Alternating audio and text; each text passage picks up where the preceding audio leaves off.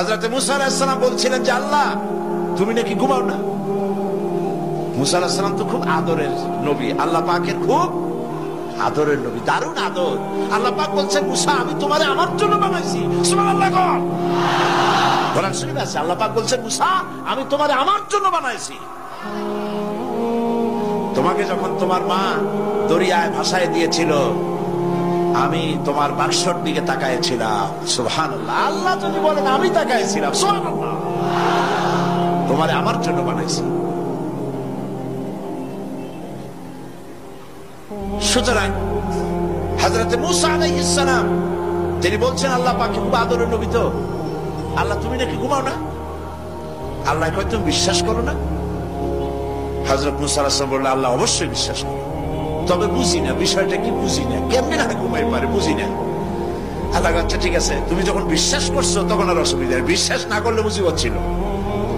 পয়গম্বর মানুষ তাকে তো বলতেই হবে বিশ্বাস করি, তবে বুঝি না। আল্লাহ কয় ঠিক আছে বিশ্বাস যখন করো আমি বুঝাই দেবো। নিয়ে আসো এক গ্লাস পানি নিয়ে আসলেন, দাঁড়ায় থাকো। মুসা আলাইহিস সালামকে আল্লাহ বললেন পানি নিয়ে দাঁড়ায় থাকো, আর ঘুমের আল্লাহ করলেন মুসারে ধর। মুসা আলাইহিস সালামের ঘুম এসে গেল। ঘুমের আমেজে হাতটা শিথিল হয়ে গ্লাসটা পড়ে ভেঙ্গে চুরমার হয়ে গেল। হযরত মুসা আলাইহিস সালাম ভয় পেয়ে গেলেন। আল্লাহ পাক শোনায় দিলেন ভয়ের কোনো কারণ নাই, একটা পরীক্ষার জন্যই দিলাম, তোমার বোঝার জন্যই দিলাম।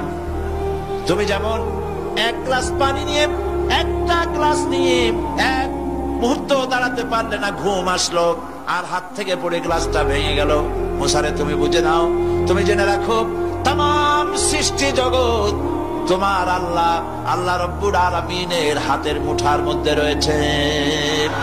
আল্লাহ রব্বুল আলামিন যদি ঘুমায় যান এই পৃথিবীর আকাশ এবং জমিনের সব ট্রাফিক কন্ট্রোল আল্লাহ পাক নিজেই করেন।